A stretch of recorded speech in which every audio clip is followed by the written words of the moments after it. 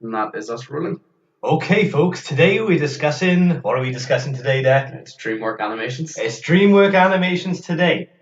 Now, we're using the exact same format as we did for the Disney episode. We've picked our top 5, is that right? Yeah. It is, yeah. We've got our 2 bonuses, and we're spending 5 minutes on each. So let's start with your number 5. My number 5. These are not in a very good order. No, neither are mine. I was really split between a lot of them. Apparently I don't really have very strong feelings about most Dreamworks films. Yeah, I found this as hard as the Disney one, even though there's a lot of it was harder in a different way. Yeah. Because I was really attached to a lot of Disney films. Yeah. I can't lose that one. Yeah. Whereas with this one, I was like, I suppose. Yeah, I mean that, yeah. But yeah. I'm going to start with Prince of Egypt for my number 5. Oh. Just because it's a solid. Yeah, I haven't watched it in a long, long time. Because I think everyone watched it in school at like 14. Yeah. And I think it's a really, really beautiful it is film. Fantastic. You don't realise when you're young. The voice acting is like, there's 20, 30 people voice acting in that freaking film. Is there? See it? Yeah. Like, I know Patrick Stewart's in it. Is he? Oh, yeah. He's the Pharaoh, yeah. No, it's really, really, I mean, as far as religious adaptations go, which is usually not brilliant. Yeah, I can't think of any other ones that I really like, to be honest. To be honest, I'm actually struggling. I mean, apart from the big epics, like your Passion of the Christ. Oh, yeah. Noah, but... Because, when, the Christian Bale one, which is the same plot as this. Oh, yeah, I forgot about that, yeah. I was like, it's not going to beat Prince of Egypt. Which is so stupid, exactly, yeah. Even before everyone was saying it was bad, I was just when I heard about it. I didn't see it. I don't know how much weight he lost for it. I didn't see it. Oh, no. Did he method act? Did he method act for Moses, yeah. No, it is really good, and I don't know, it's a bizarre... I don't know why they haven't done more films like this. It's like they look like that, yeah. Yeah, because we've talked about this in the whole Princess and the Frog thing. Like, they just look better. They do, animation. Yeah. And it's really, really, like, integral to that film. Yeah. Like, there's not another film that looks like it. No. Apart from the Joseph King of Dreams one, there's also Dreamworks. Oh, yeah, I think it is the same. Yeah, I think so. Company and same people. I think it's the same model as Moses for Joseph, just with lighter hair.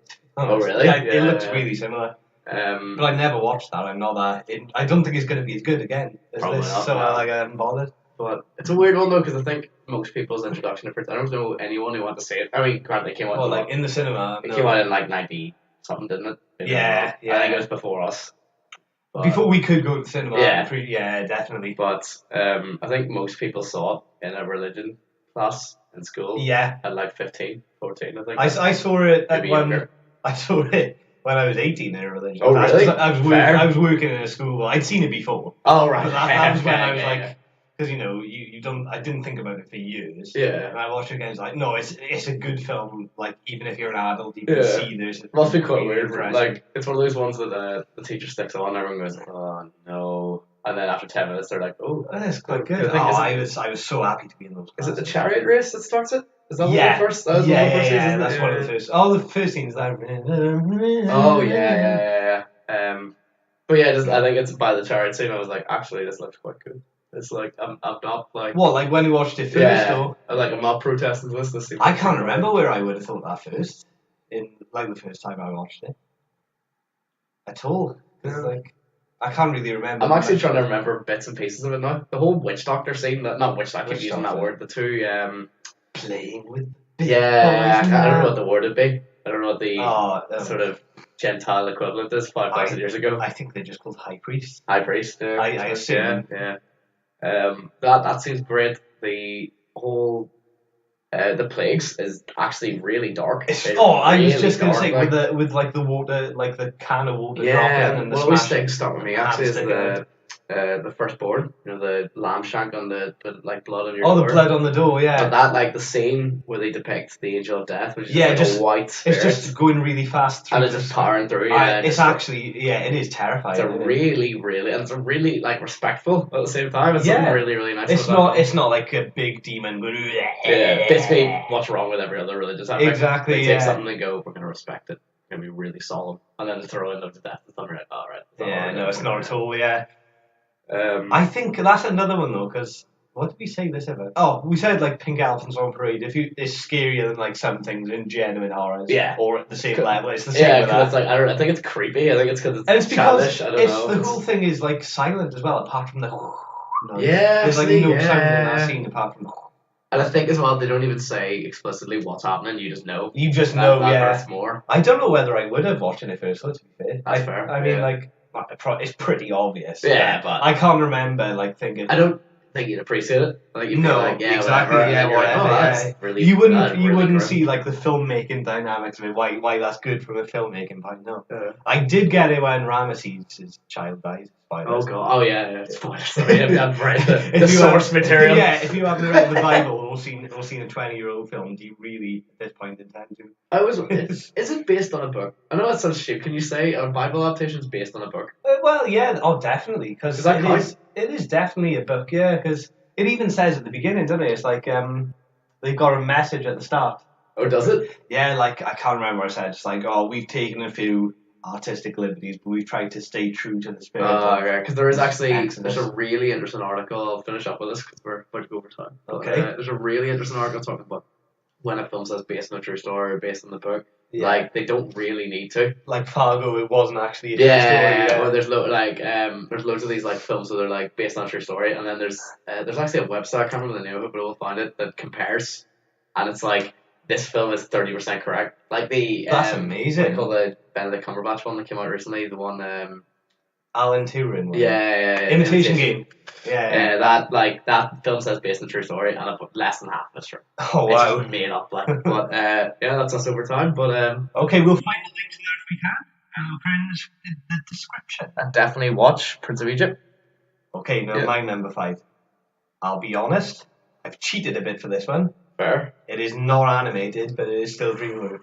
Right. But I can always change it to an honourable mention. Fair. But I'm going to go for what I've got, because it's just a more interesting discussion than the honourable mention would be. I picked Paulie. Do you know that one? The Talking Parrot. Epic. Oh my god, yeah, I know, that's been a long time. It's ages, yeah. It was like a childhood thing for me as well. And I found out, like, it was on somewhere the other day, and I was like, no, this is another one. Even when you're adult, will be like, this has genuinely got merit. I have like no memory of it, but I know. Do you know what I mean? I can like picture it, but I can't. It's just essentially like a road movie with a parrot. Like he starts off like being owned by a child who is Jesse Eisenberg's sister.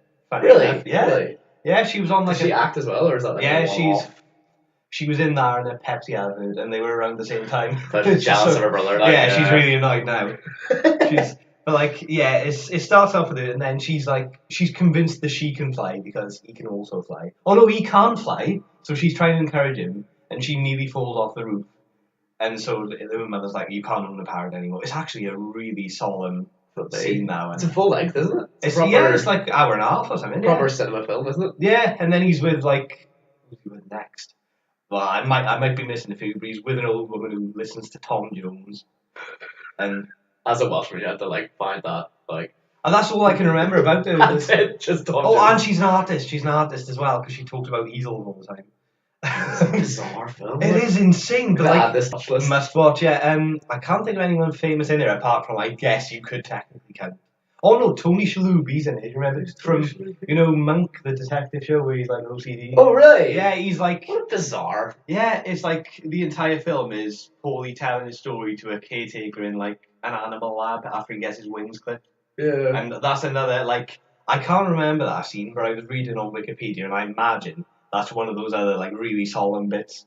And I'm really annoyed I've forgotten that. I love that we're both sitting here just speculating this film. I know. It's like I'm near, like, I'm not going to, but I was nearly just about to Wikipedia it beside you and be like, what do you see? You probably, if you saw the picture, you might. Yeah, no, it's more just, I can't even picture, why, like, they're a big production. Well, I suppose, I was reading earlier, DreamWorks really struggled for a long time. Yeah. And I talked about, I don't want to mention the films because they're on my list, but they talked about, like, obviously they're a powerhouse now.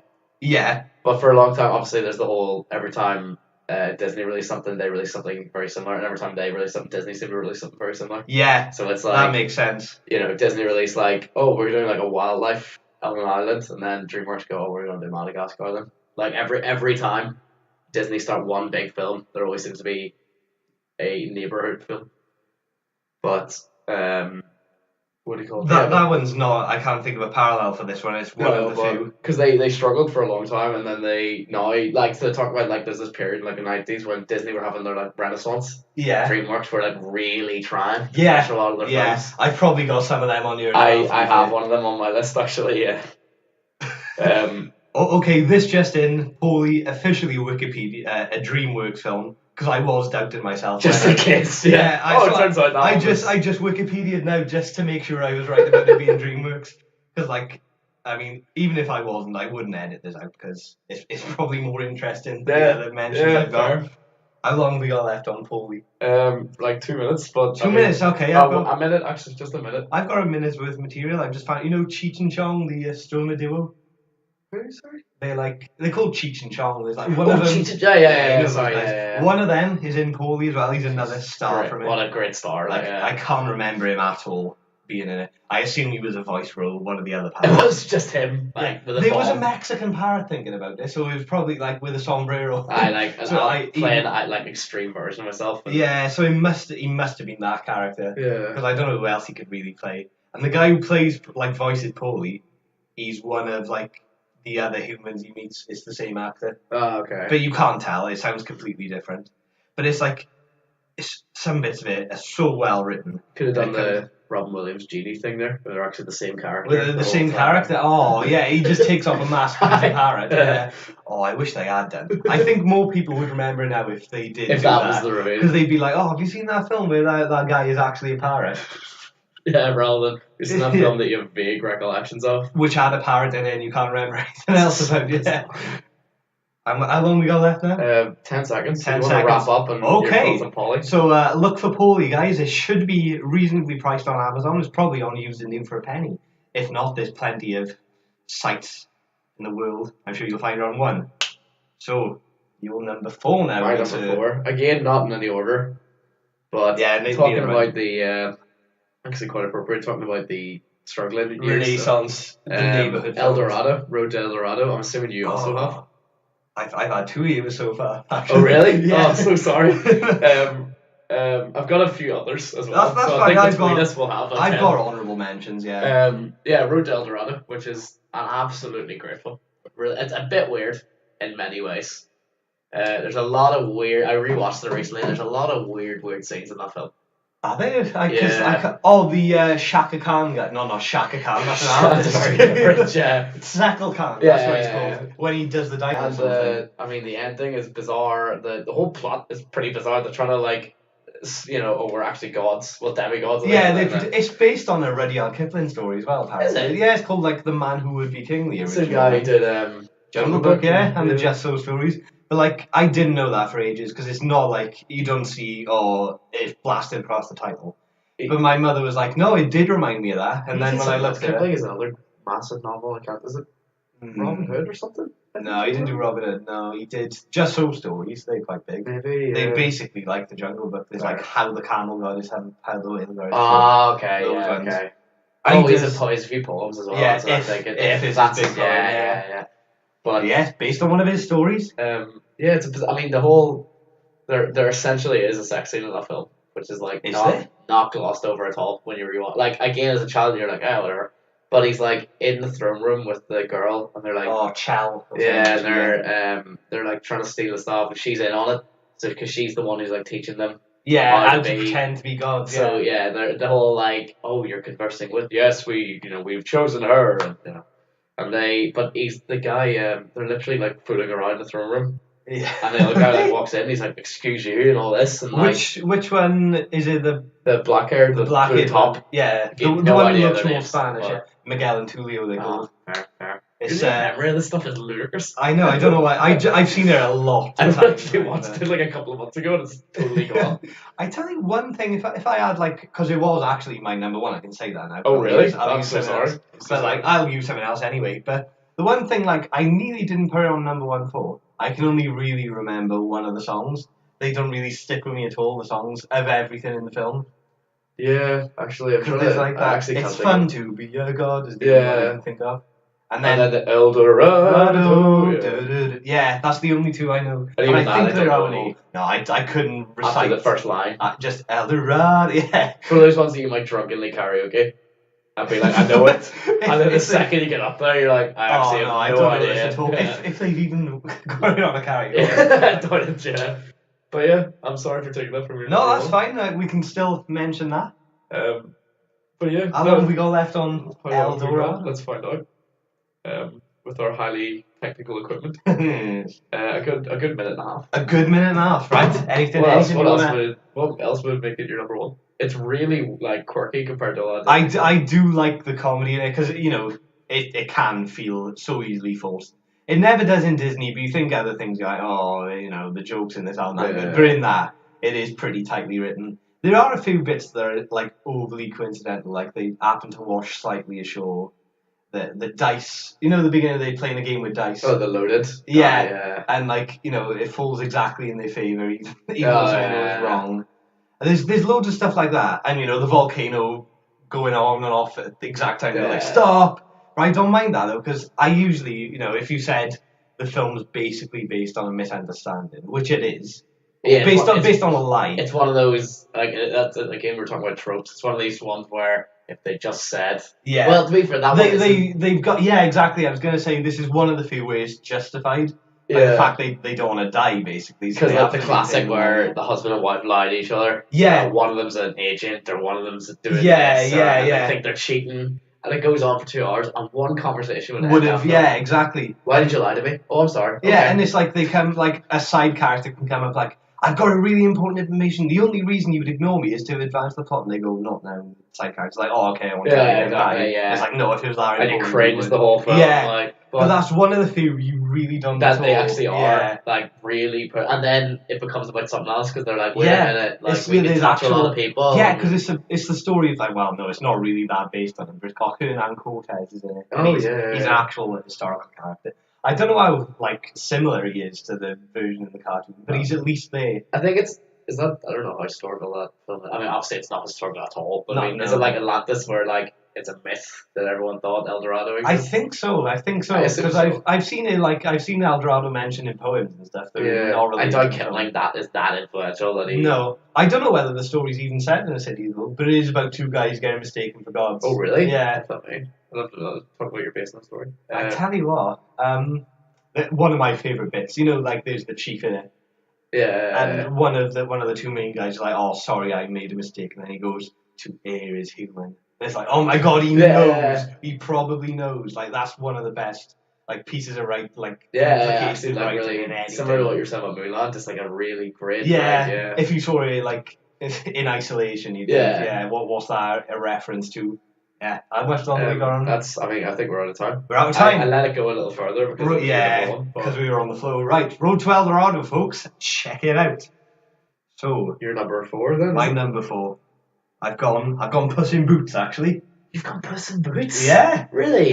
Well, I wanted to avoid the classic Shrek 1, 2, and 3. Well, I mean, there's 6 or 7 Shrek films. I think there's 6 Shrek films. You include that.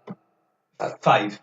Is there not? Yeah, 5 Shrek films and then Shrek 1 to 3, Shrek Forever After, then Puss in Boots. Is there not a 5th Shrek film? There might be a short. I think there's one coming out, and then there's the Halloween special. Yeah, that Halloween and the Christmas special. Yeah, so if you count them, there'd be 7 films including Puss in Boots. Yeah. But I actually really like Puss in Boots. Really? It's like, have you seen it? No, I avoided it I sort of didn't want to watch Antonio Banderas' career drop anymore. Oh no, it was like hey, big actor.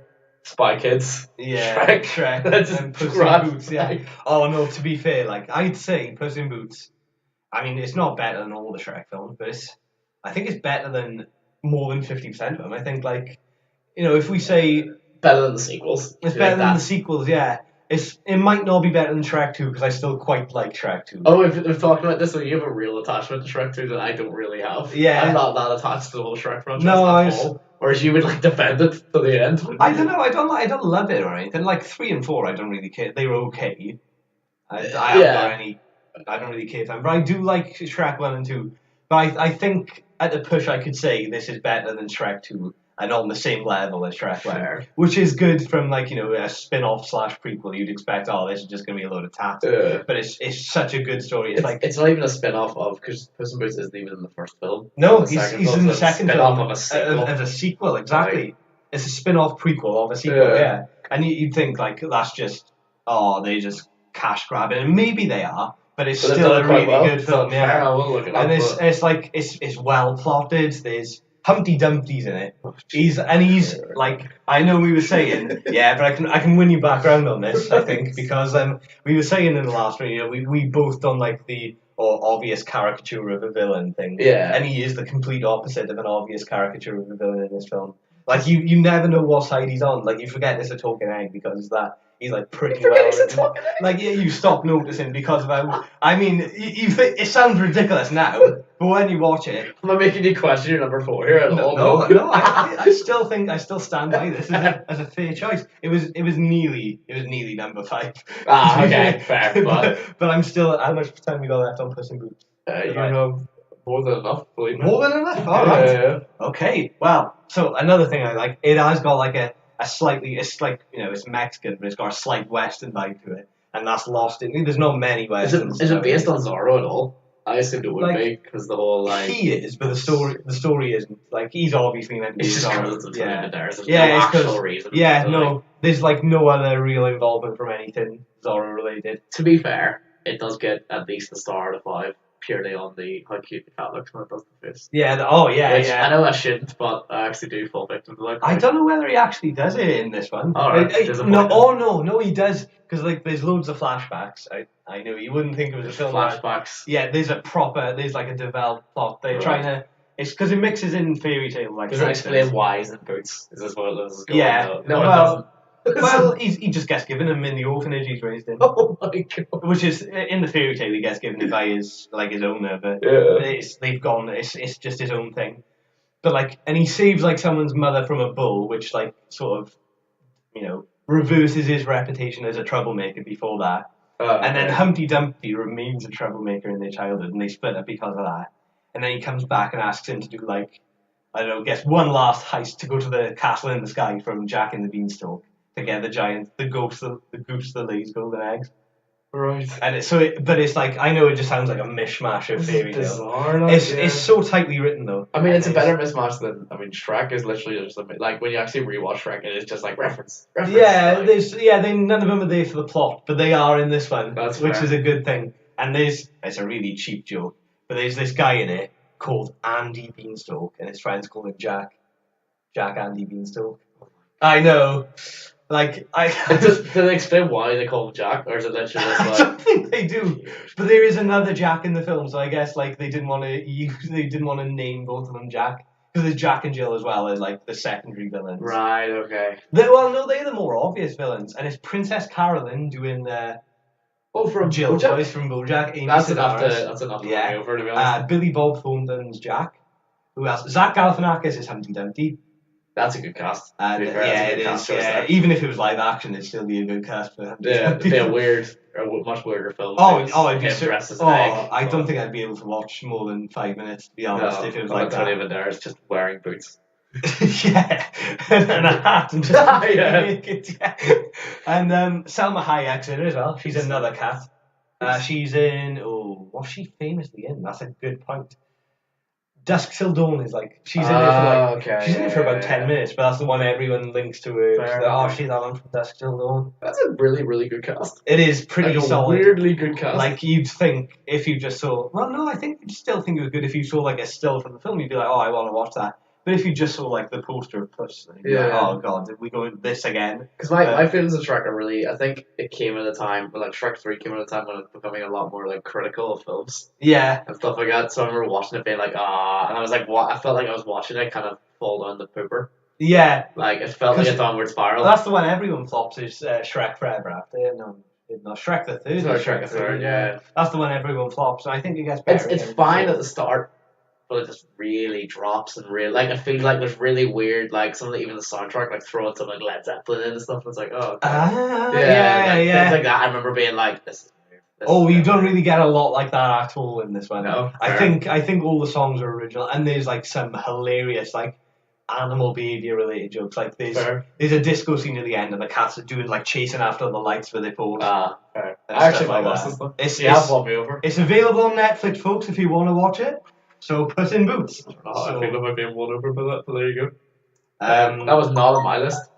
Right, fair enough. What did you have for number 3? So my number 3, again, not really in an order, but I've gone for Kung Fu Panda.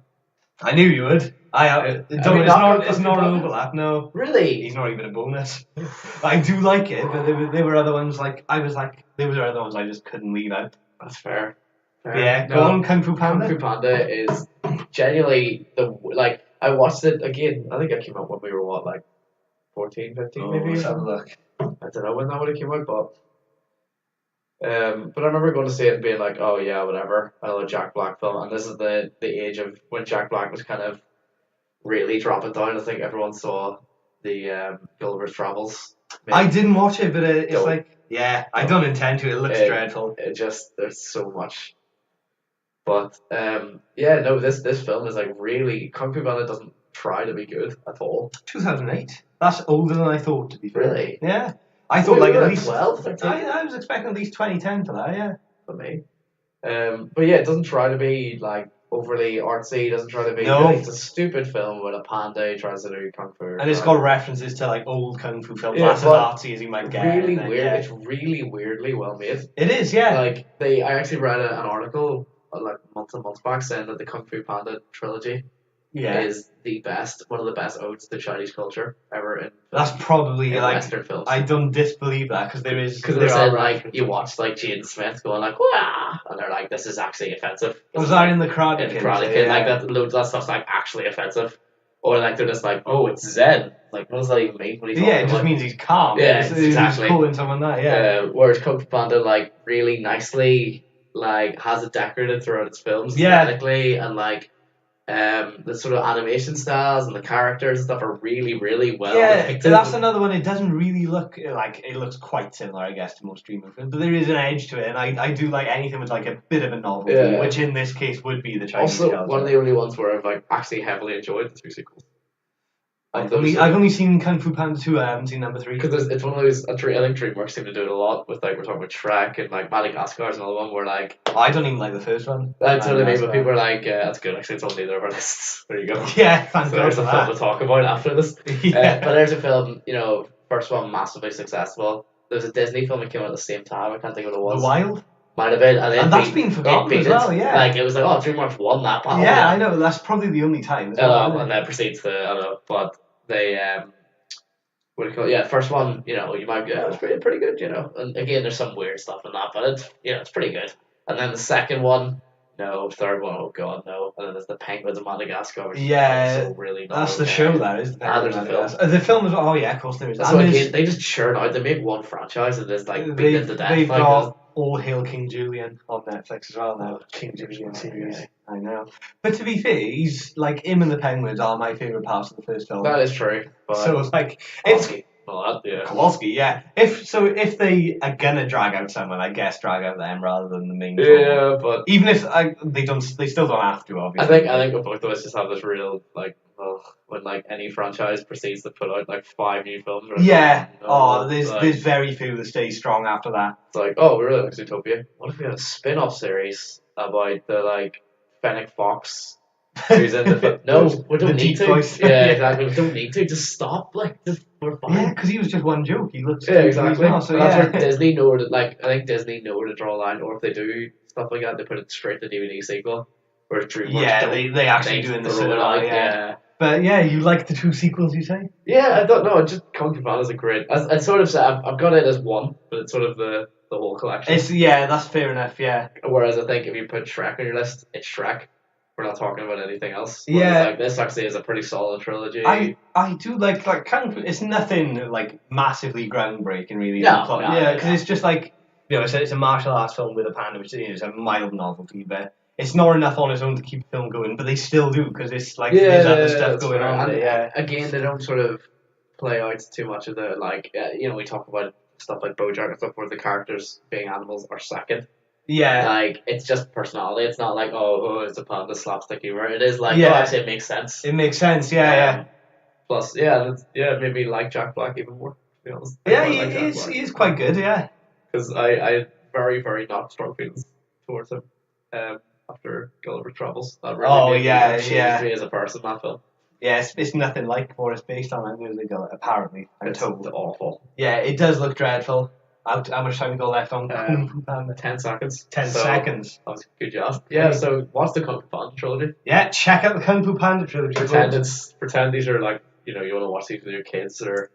Yeah, like that's right. That's right. Like, yeah, but... so you're number 3? First one's definitely on Netflix, Kung Fu Panda. Is it like? Well, my number 3 was Prince of Egypt, but I'll change that. I'll change that to... I'll give an honourable mention, some spotlight. I'll go for How to Train Your Dragon. That was my number 2. So oh my god. We have stepped in each other's heels here. I know, we didn't at all. It's a shorter I think series. Dreamworks only put out like 30, 40 films. Yeah, Disney like 30, like I think. 80 I think they put out 35 or something. I remember reading that.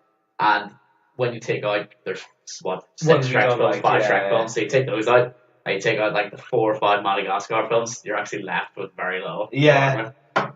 So How to Train Your Dragon. You know more about this film than I do, though. So, well, it's one that. Well, I was gonna say it's like Kung Fu Panda, where there's nothing groundbreaking, but it kind of is because there's not. It's quite odd. It is quirky little film.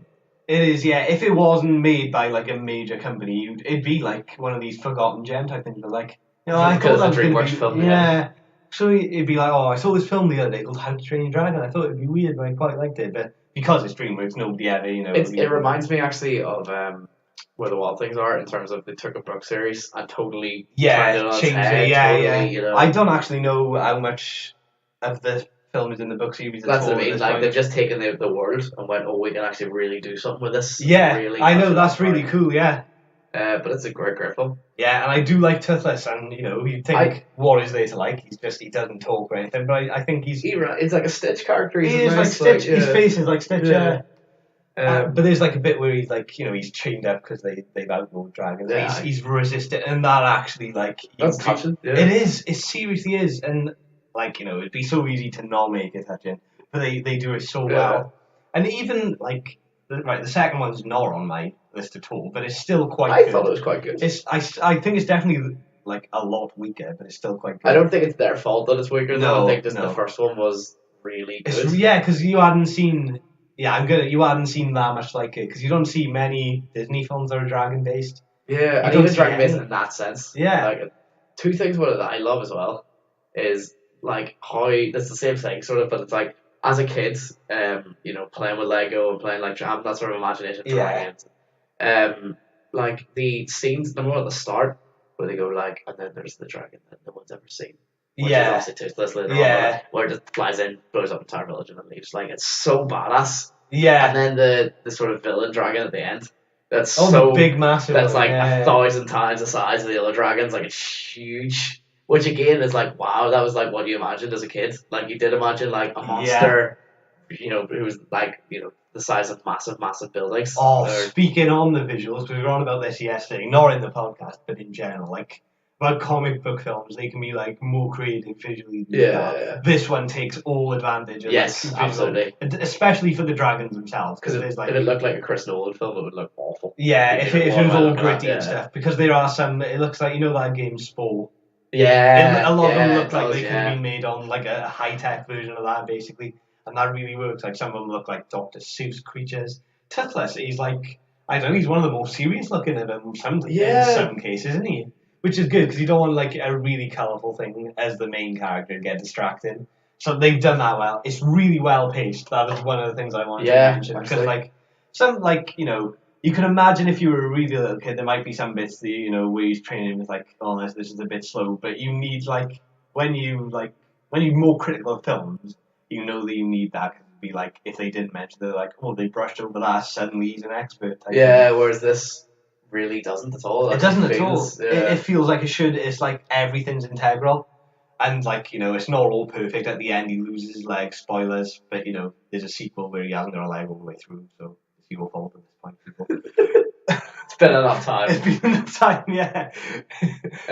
It's a really, really and even the stuff, the whole what do you call it? It's a bit cliche at this point. The whole your dad doesn't approve, but it actually does it quite well in this film. It does, yeah. There are a few things in there that should be a bit cliche by this point, but they wouldn't do it. I think that's the same for Kung Fu Panda. There are but they do it so well you don't actually care. You're okay with it, and I think they know as well a lot of the time. Like, they definitely know in Kung Fu Panda when they're being cliched. Yeah. This one less, because it's a bit more serious, but it doesn't matter anyway. Because what is there is, like, what's better completely eclipses any cliched stuff that's going on. I think one thing there is better about the second film, there's a human villain, and there's not really a human villain in this one. Apart from, I guess you could say, his father, but that's like... It's more he's just misunderstood, yeah. So yeah, that's good though, because like, I like a human villain, but I can see why there wasn't one in the first film. You'd think like they just throw in everything at it. Oh god.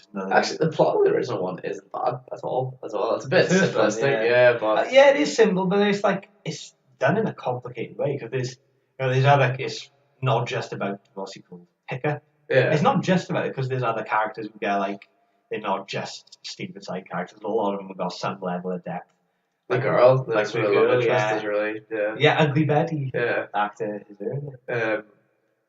What do you call it? And also even the how they like class the dragons from the start is actually it's quite like intricate, and like really well like world, but like for a kids film it's only there is really building, it is, but yeah, that's us out of time, and I think we actually went over. So out of time, okay. Is that my number 2 then?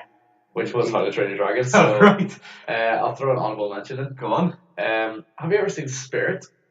No, I wanted to. Animated horse film? Yeah, I wanted to because it's on Netflix, and I was thinking I should watch. Netflix? Yeah. I will rewatch it. I haven't watched it in a long time. That's why it's an honorable mention, because I actually couldn't tell you how good it is. I feel like it might not be as good as I remember it, but I do remember watching it as a kid. Like, back in the day when you had to flip in, the little, like, TV thing you could buy for a car. Yeah, for the DVD, and all your DVDs are scraped. It was awful, but like one of those. And I remember watching Spirit, and I watched it a couple of times, and it's a really gorgeous. It does look good. Yeah, it's another one. It looks like a better El Dorado, to be honest. Yeah, because there's the human girl in there, and then there's like Spanish. Cause it's also really odd because it's actually from the horse's perspective. Yeah, like Black Beauty would be. Yeah. But it's sort of, again, it's been done a couple of times with stuff like Black Beauty and like War Horse and stuff, but like it's really, really weirdly touching. And there's something about like, again, something you see more in Disney, but they've done quite well in this, like it having attitude, because like the two characters, the guy's trying to train this horse, and then he doesn't want to be trained because he's a stallion. He wants to be trained, but they need to work together, and like you see these two conflicting storylines coming together quite well. Like it's a really, really nice, and there's a lot of scenes I'm like remembering going, oh my god, yeah. I don't remember there being much of a sense of humor in it. No, that would be like, if I did watch it, that'd be the one thing that I think was missing. But that's missing from Prince of Egypt for most of the film. I didn't really mind then. The only slightly funny thing I can think of that is when they're washing him. He's like, oh, don't touch that. That's the only like joke I can remember from Prince of Egypt. I feel like this is kind of maybe I'm totally full of it for this, but I actually felt like this was almost a response to stuff like Studio Ghibli.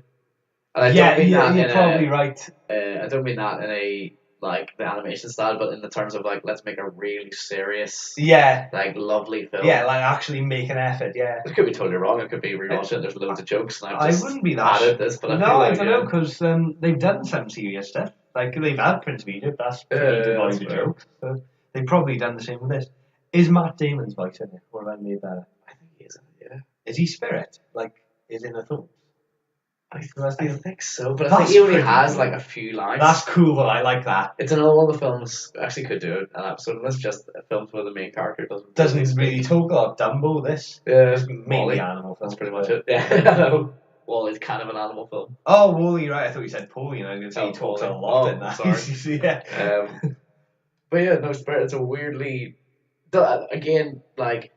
I think I might be more attached to it because I hadn't really watched anything, I guess, at this age. Yeah. Whereas I've now seen a lot of sort of serious, beautiful animations. Yeah, it's like it's revolutionised things that everyone is sick of seeing now type thing. Yeah. I don't know whether it would have, though, because I can't think of many other, like, horse-driven animated films where the horse doesn't talk a lot. Yeah, again, it's a weird one because it's like cowboy and Indians, but like, let's do it with... Is that... it's that's fantastic. It's like the Red Indians, like, who looked after, like, they want to take the north, and the cowboys are coming in, and that's why they have to like work together, because in one scene he gets taken by the sort of cowboys, he's in like a ranch, and they're like trying to train him, and their way of training is also sticking the can't remember the things you call in the back of boots, like the stars. Oh, I don't To know like what they're called. stab Yeah. into the water and like really, really pushing him. That's And they're freaking like, we're not going to amazing. give you water until you.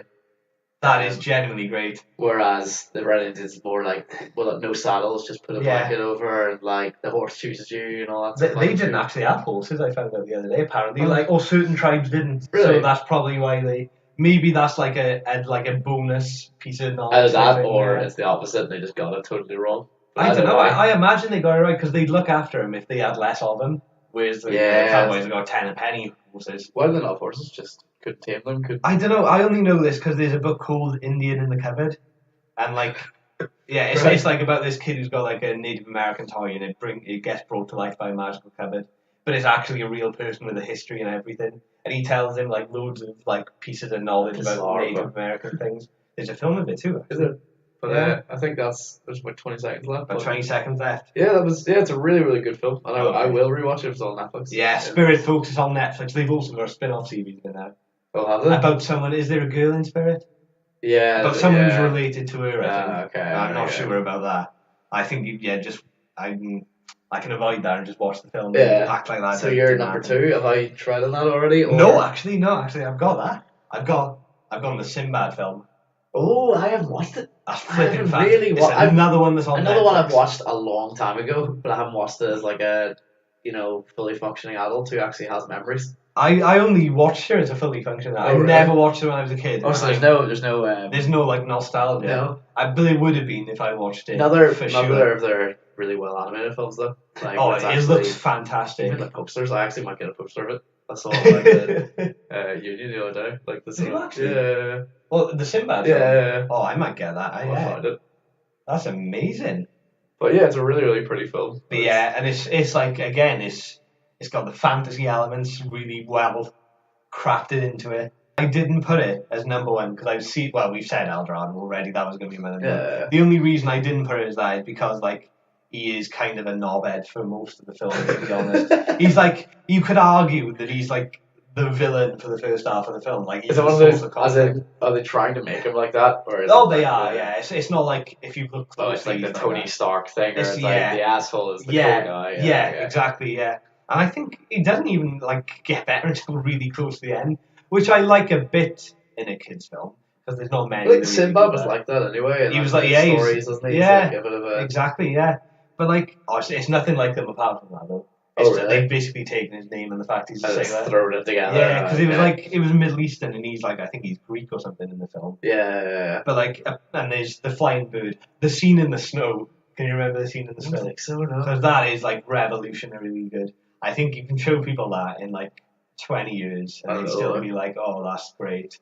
I think it's no. It is on Netflix. Yeah, that's how I watched it. Yeah. There's no one on the list. There you go. And another one, like the villain in it. Yeah. It's like, it's just a goddess with like flowing hair thing. Yeah. But she's like, she looks like a cyber person. Like, but she's not meant to. But it's really impressive. Like, I imagine she was made with CGI, but CGI that's meant to look like really sophisticated 2D. I'm trying to think what era this. I assume this is the same era as what do you call that Disney film? Under the Sea, Atlantis. The Lost Empire. The Lost Empire, yeah. Now that's one I've never watched, but I'd love because it's got the CGI. It's probably like that, yeah. Animation. Yeah, because like she's slightly 3D, but she still looks like a drawing, which is a really good. I think that was them like trying to toy with that idea more and more. That's probably it, yeah. But it looks so impressive. Oh really? Yeah. Is the whole film like that? No, it's not. It's just animation. No, it's just standard animation. It's that and the scene in the snow. They've got higher tech going on, but even when they don't, it still looks really impressive.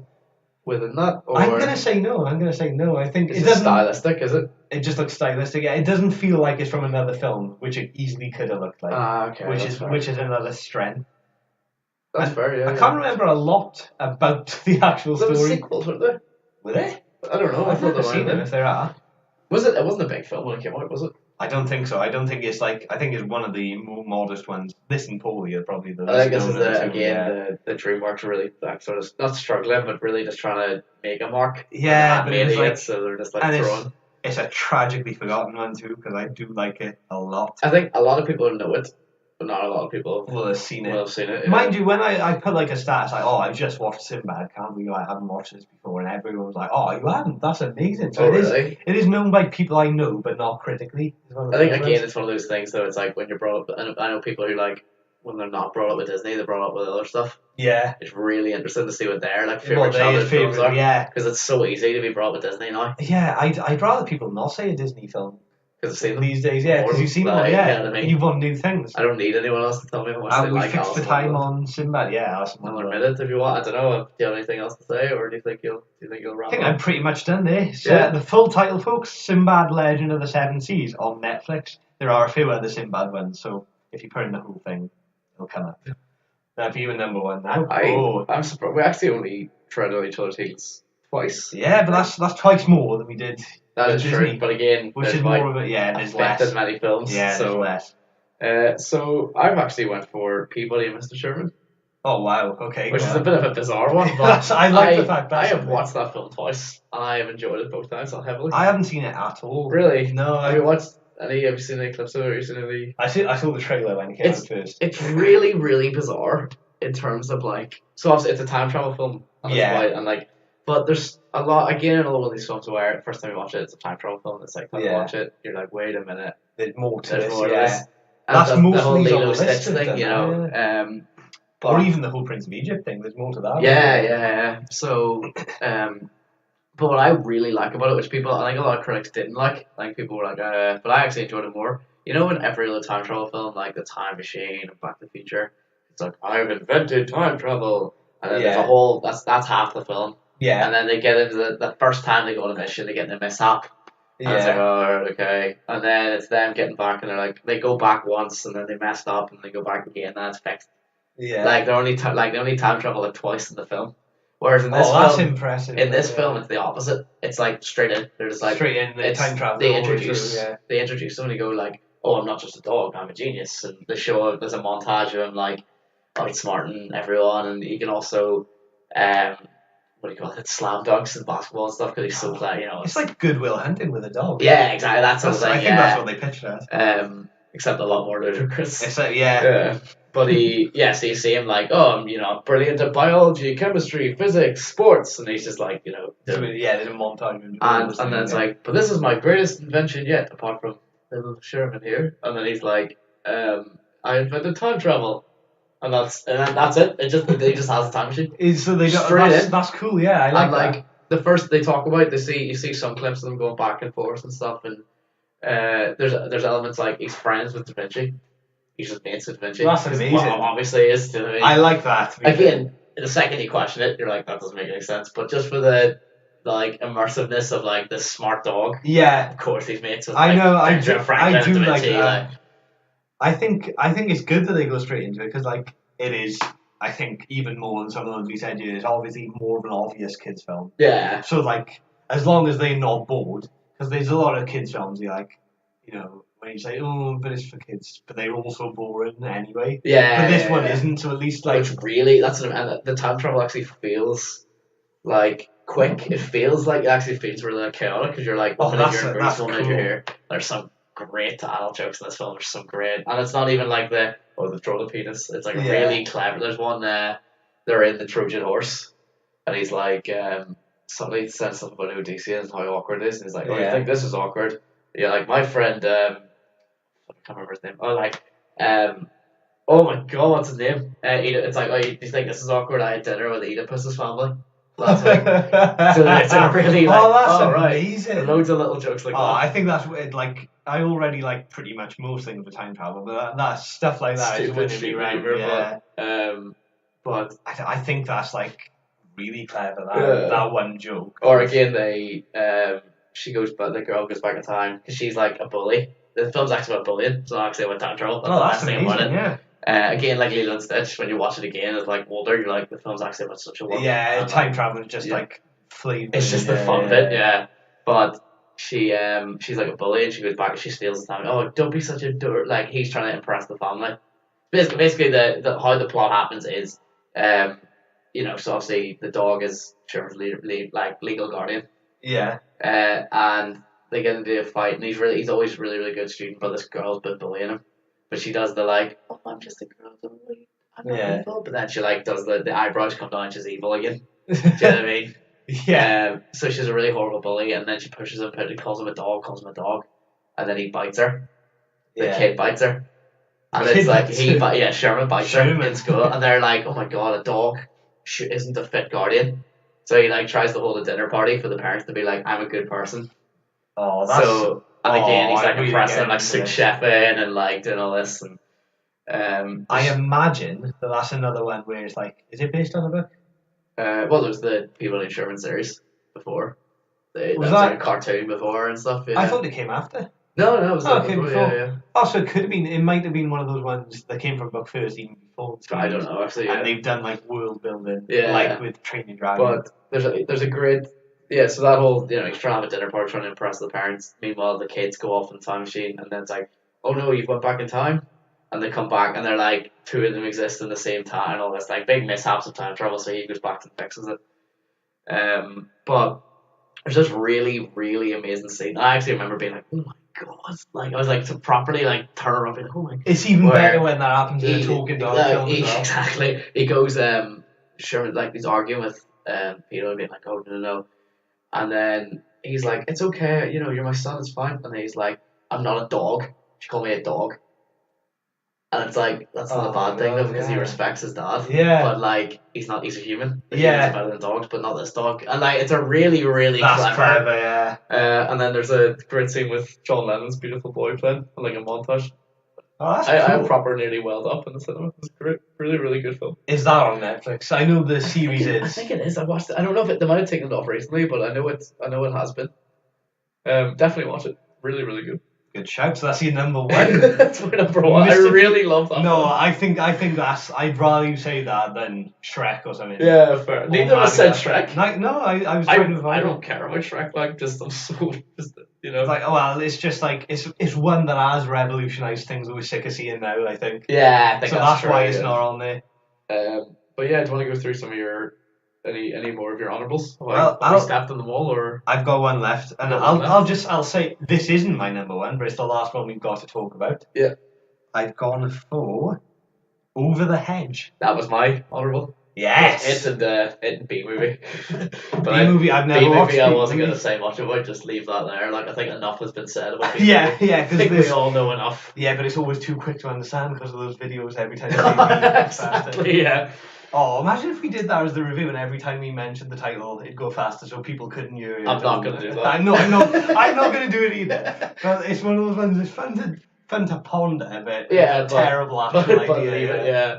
Something that you can think about but never actually do. Yeah. So Over the Hedge is a great film. Yeah, it is really good, isn't it? And I do like a lot about this. It's at least if you don't like it, the point that they're animals is vital. It's all related to animal behaviour and collecting stuff. And it's easy to see them as you're supposed to empathise with them because they haven't got food. But if they broke into your house, you'd be every bit as annoyed as that woman. Yeah, it's one of those ones where you're like, oh man, I feel so bad for this. And then you saw a badger. Oh god, you'd be like, get out, yeah. And it's playing with human morality. Yeah. And even the Bruce Willis character, RJ, is it the raccoon? Yeah. He's not that nice at all, is he? He's a really clever character in that sense. He is a genius. He's another one like Sinbad or Tony Stark. Yeah, the top three objectionable heroes: Sinbad, Tony Stark, and RJ from Over the Hedge. But he's I think they added in scenes to make him look better. Because at the beginning, you can't blame the bear for being annoyed at him because he lost all the bear's food. Yeah. But I like that in a way. It's he has to make up for his mistakes by, in a way, making more mistakes. Yeah. Which is that opens it's up such the a lie story. Thing as well, keeping up a lie. And then that got actually works. Yeah. And he's got an amazing. What if I don't lie to them? What if I don't lie to them? Well, you die then. Yeah, exactly. But they sort of change at the end because they say the bear has killed his friends to get food and stuff. So he has got underneath the surface he is still a predator. Fair, but yeah, there's a load of great scenes in that film.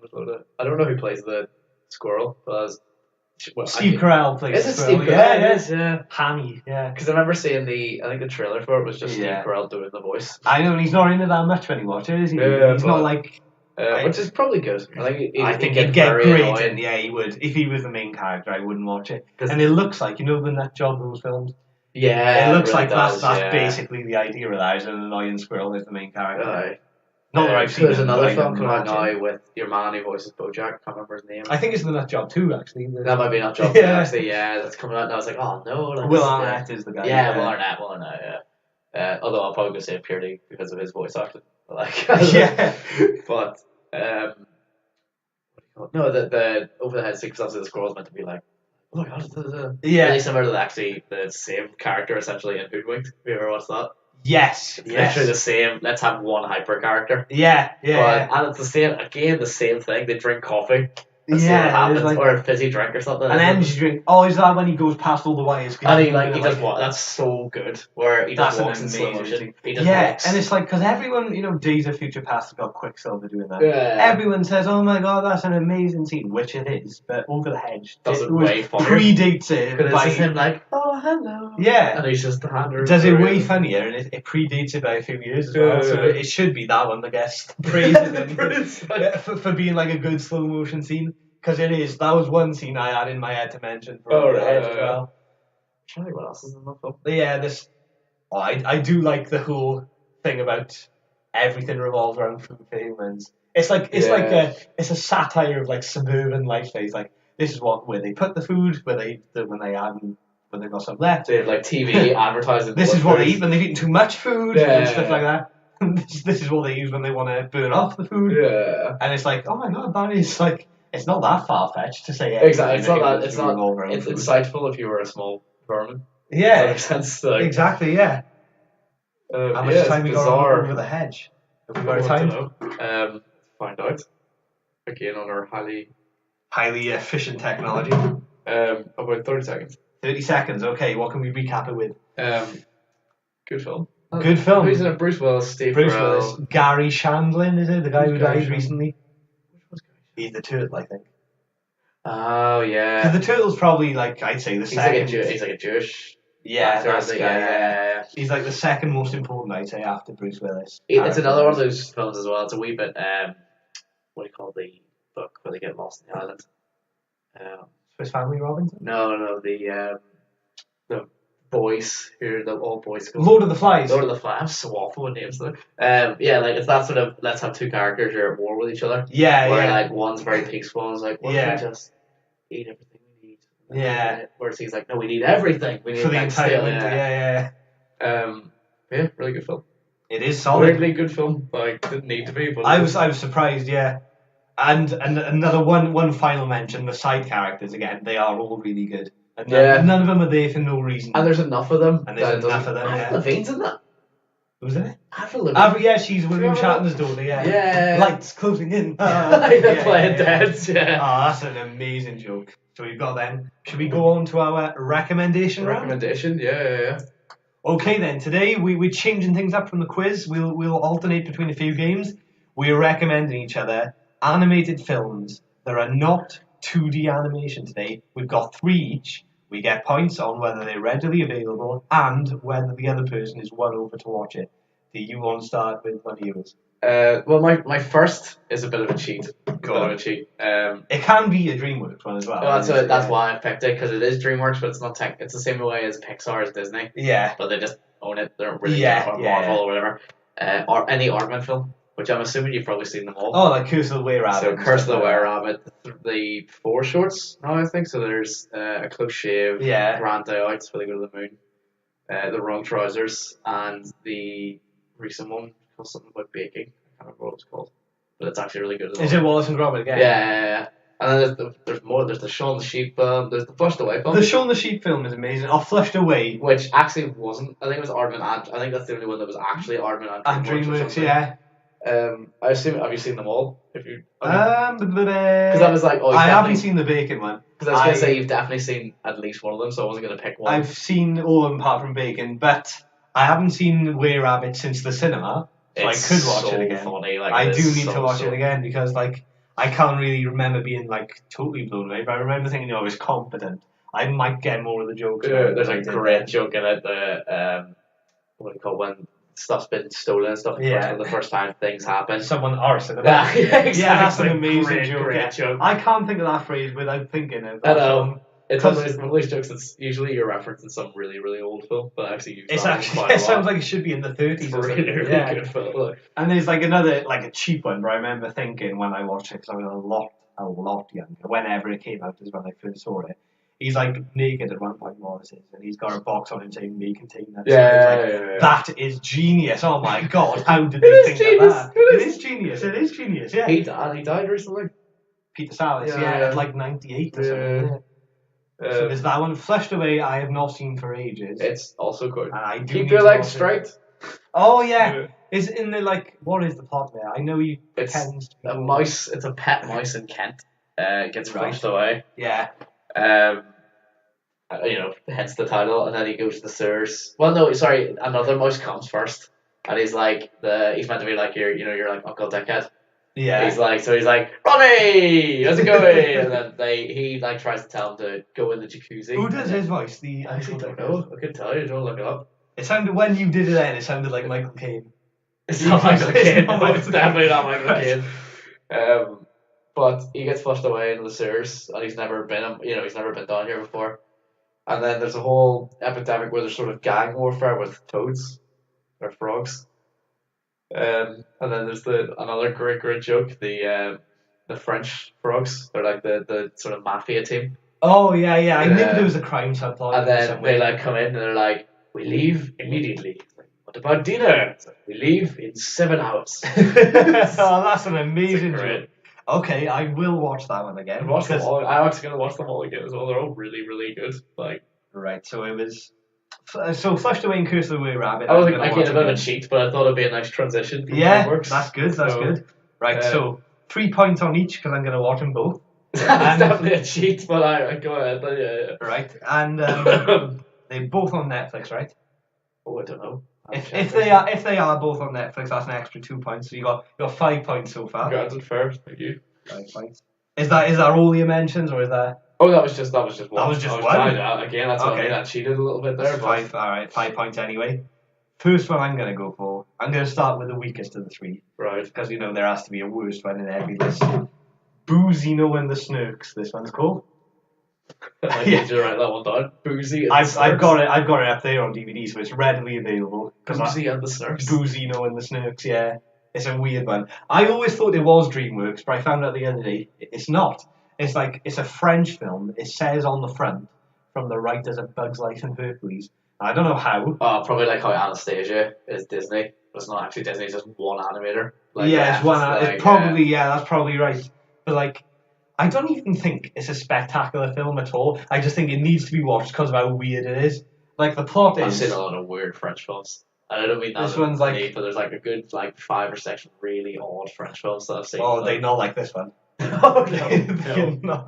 This one, it's about they are characters in a TV series, and thanks to a special gem, that's made by a mad scientist. They get sucked into the real world, and the point of the mad scientist doing this is so that his TV show about education. He's got I assume a Brainiac type show on. He wants more people to watch that, which they will if the main characters of Boozino and the Snurks show are absent from their TV land. And then the creator, I think, gets kidnapped, and it's played by. So is their whole world a TV show? Their whole world's a TV show, yeah, which they react to, and they've got a creator who's played by Patrick Stewart, who I think gets kidnapped by the scientist, who in the end fights these Snurks, which are tiny, tiny things, in a massive mech suit, like you'd see in anime, but it's 3D, exactly. And it's such a weird, and the closing credits, they're not like that out there, but it's just so odd to watch. It's like one of the characters dancing around and singing a song about being the pirate of love or something, and the film is not romantic at all. They're just singing songs, every song in the end credits is really obviously about love, and the film is nothing to do with love. Is it what I'm picturing is that film Looney Tunes Back in Action? Yeah. Where they get sucked out of the cartoon. That's how I'm picturing. Oh, it's not like. Is it that sort of awkward where you've got a cartoon and a person? It's not live action. No, they still So they're sucked into the non-TV world, but it's still. It's still 3D. Yeah. Okay. Cheapers, right? But like in a different way, it's like because they're not humans in Boozing or the Snurks. They like they Snurks, I guess. They really like they're really furry fictional characters, really uncanny valley looking. It's not a masterpiece, like but Dr. it's Zeus-ish, or like I'd say more. I was going to say I'd say more. I don't know where I was going to follow that. I can't think of anything else they look like. I'll watch it, like, but yeah. The only reason I remembered it at all is because on the trailers when it was out, they played All Star Smash Mouth. Oh, Jesus. Yeah, I know. Okay. It's not in the film though. You never hear it in the film at all. I like the idea they were like, how do we? Well, it worked. I was gonna say like, how do we get like people to watch this? Oh, throw an All Star. They love him. Yeah. Like, throw a Smash Mouth. And like, there's another bit. I don't know why I did that in French accent. I didn't even mean to. It just came out that way. It was, is that what we're doing? There's another bit as well where like, the Snooks are like just a few characters from the Boom and Xeno world. Okay. And they get sucked in with Boom and Xeno themselves, and they end up in like a hillbilly couple house who are trying to make money off these miniature creatures and keep them in jars. And it's like there's about 3 stories going on at once, and 3 stories going on at once, and they're all perfectly mediocre stories. They're all fine. Yeah, they're all just alright. I wouldn't say any of them were better. Does it basically just get by being really like? Did you watch it go? It was fine, but it was weird just really enough. weird, and That that's made why you go, this actually is stuck with me. Yeah, exactly. I'm excited now. To be honest, So, it reminds me of what did you call that other film? The flipping another one of these ones where cartoon characters get sucked in real life, but it was they're really famous. Buck and no, they're like chicken and the chicken. Oh, I'm gonna really struggle with this. Is it Disney? No, it's like Buck and something. Buck and something. I think Buck. I don't know. I'll find it. We'll find that out. Because I will. I'll spend like really an hour curious just like now, randomly shouting things at you. But yeah. Okay, so is that one you round? Yeah. So do another recommendation, or is that you done recommendation wise? Yeah, you just got to sort out the point system. Point system. So it's readily available. So that'd be. So you've got me there. Yeah, I've got you there. I mean, yeah. I mean, just all the full points because you've. So it'd be 4 in this You case. almost unsold me from the saying it was mediocre, but I'm excited. Yeah, I'm very excited. I just didn't want to lie. Fair. Yeah, all the points you could possibly muster. That's 4 for that one then. I have another one for you. Go on. Which you've probably seen. Go on. But if you haven't, I can always watch it again anyway. I can be won over by you being the convinced. single greatest stop motion film ever made. I think. Go on. Fantastic Mr. Fox. Yes, I do. That is one of my favorite films. I do like it a lot. And there's no reason that it is, but like I just love it. I'm so attached. That's to it. one I saw on the cinema as well. This is really like nothing else that I've seen before. It's bizarre, and Wes Anderson is again might be my favorite director. I like the majority of his stuff. So good. I don't like Darjeeling Limited. If I had fair. Have you seen his I Love Dogs? Coming out. The Japanese Island kids. of Dogs, but yeah, I Love Dogs. Yeah. Is he like a Japanese kid saving his dog? Yeah. On the plane? That does look amazing. The cast is incredible. They always are. He's always got like Jason Schwartzman and everything. Jason Schwartz. Have you seen that? I think we've seen the trailer where it was Ed Norton. Is he like? He's the main dog, and there's like a trailer of like Wes Anderson being like, "I'm gonna release this new film called I Love Dogs," and then Ed Norton's like in the background being like, "Oh, you mentioned a bit. I'm in it." Yeah, Ed's in it. He's like, that's an amazing. Was it like stop motion Wes Anderson? Or that was just him talking. That was him talking, and then Ed Norton's like about 4 meters behind him, just talking. Oh no! I thought you meant Ed Norton as a dog. No, just him talking, and then they have released a proper trailer now with like actual clips. That's genuinely quite cool. But yeah, I'm actually Fantastic parentheses. Wes Anderson's the best. Yeah, I do like Fantastic Mr. Fox a lot. I tell you what, this is a bit of a cheat, but on that one I'll give. Because I've seen it before and quite recently. I know. I'm sorry. I'll give it 2 points. So you get. To be honest, I'm okay with it because I will use that in every case I possibly can. Okay, fair enough. So 2 points for that one.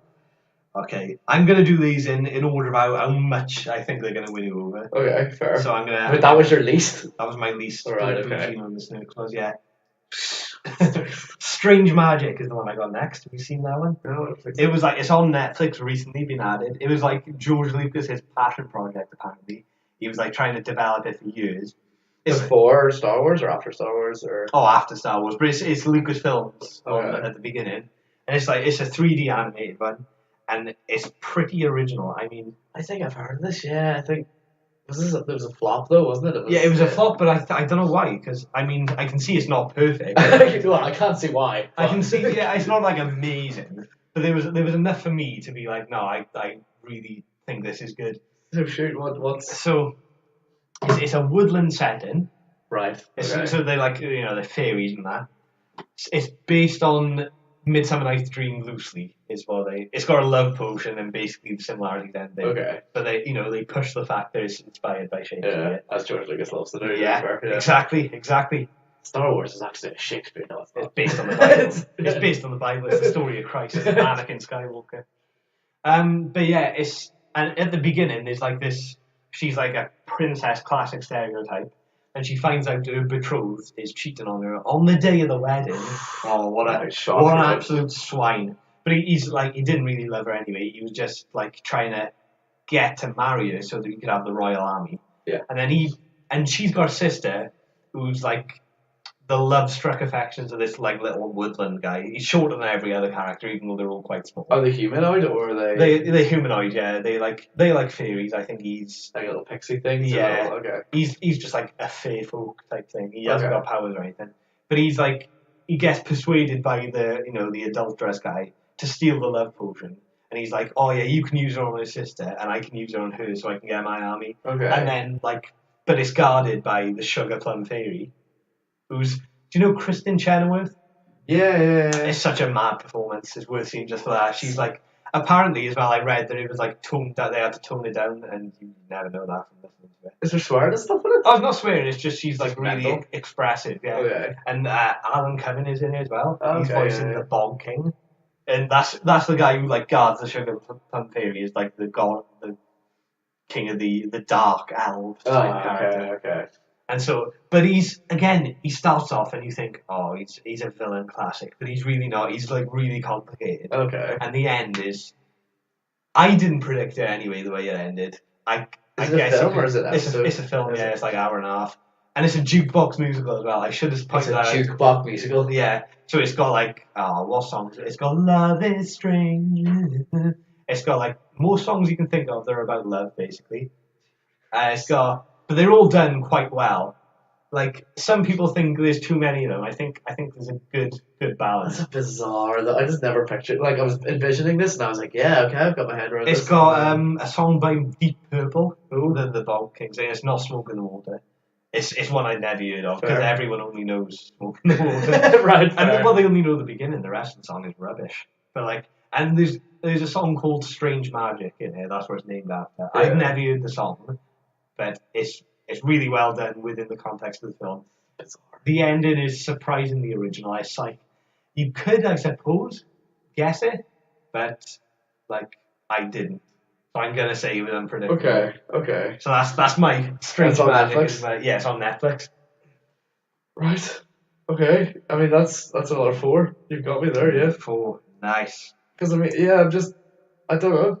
It doesn't feel like George Lucas losing his mind. I don't know, actually. I'm gonna say it doesn't, because there is like He's a bit. I think people will be studying him for years, like trying to get their head around whether or not he's like this really intentional genius, or really whether he's this a bit like, because he's on the spectrum of like accidental buffoon and like intentional genius, and he's somewhere on the line. Yeah. And some people think it's all the way over all here. the way over there. And some people are like, oh, it must be. Look what he's done. And it's like, yeah, but the prequel where he did most of it are the worst. Yeah, worst. And he goes, yeah, but like that wasn't. They wouldn't have happened and all if it this. wasn't Yeah, for exactly. yeah. So I don't know. There's people who like that with the film itself, though. They think it's all the way over there. A lot of people think it's really original and all that. And some people think it's pushing really this. stupid. Yeah. He's a very interesting person, and he makes a lot of like enjoyable content. That's how I would describe it. Yeah. I think like whether or not they're critically very good. You're entertained. Yeah. And sometimes that's all we really need. Yeah. So. Yeah. Excellent. So yeah, another 4 points for me there. So have you got another one? I've got another one. Yeah, one last one. The Little Prince on Netflix.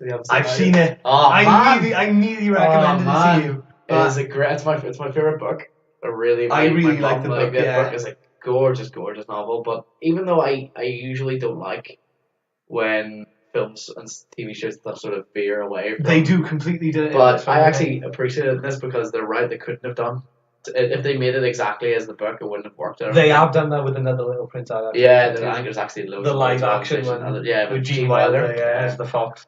They've done it. They've tried to sort of do it a couple of times. It hasn't really worked. Whereas this one has like a really. So again, I don't love it as much as the book, but there are some really, really nice. It's so different from the book. Yeah. Like the bits there are from the book are like shot for shot exactly what's said. Yeah. There's only like 3 of them really in there. The stop motion scenes. Yes, they are amazing. Incredibly gorgeous. They are so good. I wish there was more of them. To be fair, I actually think, and I hope they do. I hope they just remake the film.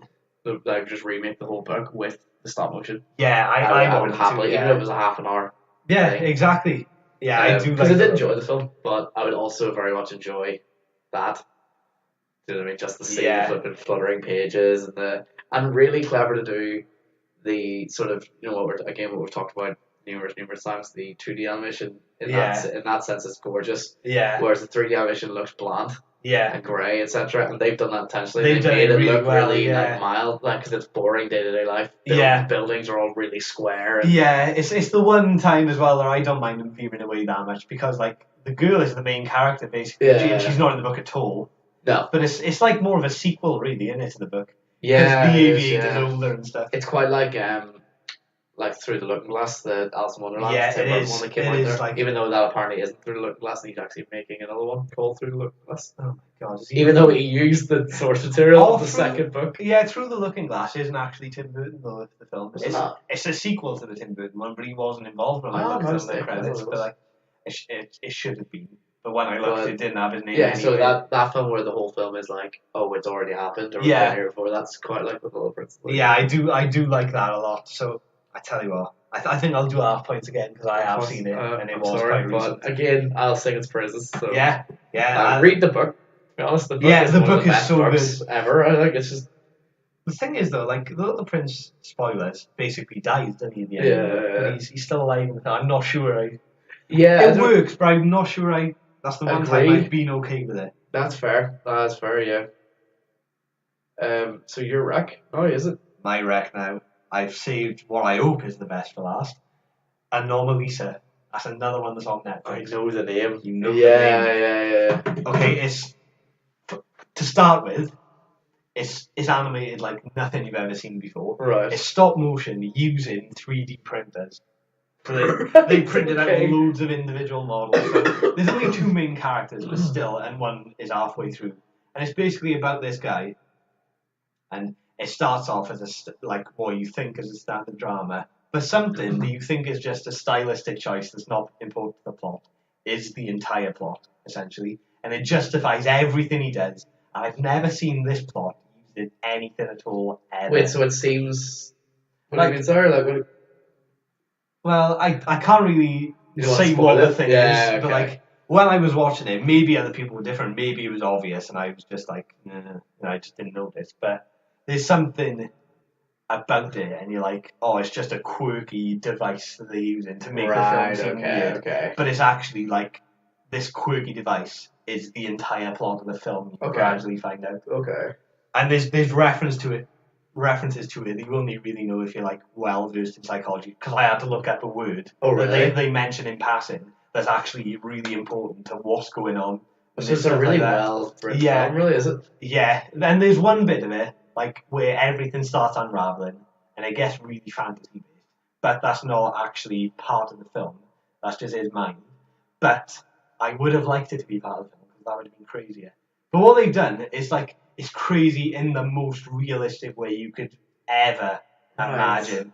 And it's David Thewlis, isn't he? Yeah. It's him doing the voice, and it's like listening to a real person. You forget that it's animated. And it's really obviously animated too, because they've got like hinged on jaws that they'd usually fix in post, but they've decided not to. That'll be quicker. Yeah, and the voices speak for themselves as well. And there's a bit where like there's a woman singing an Italian version, the girls just want to have fun.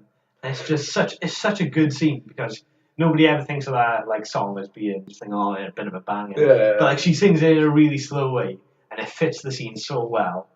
And there's like a sex scene that doesn't feel unnecessary for the first time I think I've ever seen that done in a film where it doesn't feel unnecessary. Fair. And it's like really, it's like a proper existential piece. It feels like a long poem.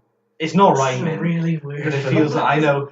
It's the thing is, like, there's something I could say to make it all make sense, but then if I said that, there'd be no point watching it. Right. Because it's like, I don't even know whether it's meant to be. No, it was meant to be a twist because it does, like, there's a big there's like a visual at the end that like cements what you've been assuming the entire time. Oh, okay. So there is a I see dead people moment sort of thing. Somewhat, yeah. It's not talking, but it's a subtle visual. And you're like, oh my god, yeah. It wasn't just me thinking. The Chris Nolan thing, yeah. That all, like, but he doesn't do it very well, to be fair. But yeah, so that's my pick, Anomalisa, readily available on YouTube. You've full pointed again. This is full point. It's on Netflix, you said, yeah. It's on Netflix, yeah. You're like an ad for Netflix. I love it. We both have been so far, actually. Anomalisa. Do you know how many points you've got so far? 9 I got, because you've watched 2. You've got 9. I got a bonus 1 from the technically cheating by using an entire animation studio as a recommendation, but... Oh yeah, that's fine. So we've got... I was 12 to 9. 12 to 9 we've got. So we'll make a note of those scores for the next time we play this game. Yeah. We'll remember them. I think that's all we got time for today, folks, on our Dreamworks episode. Goodbye.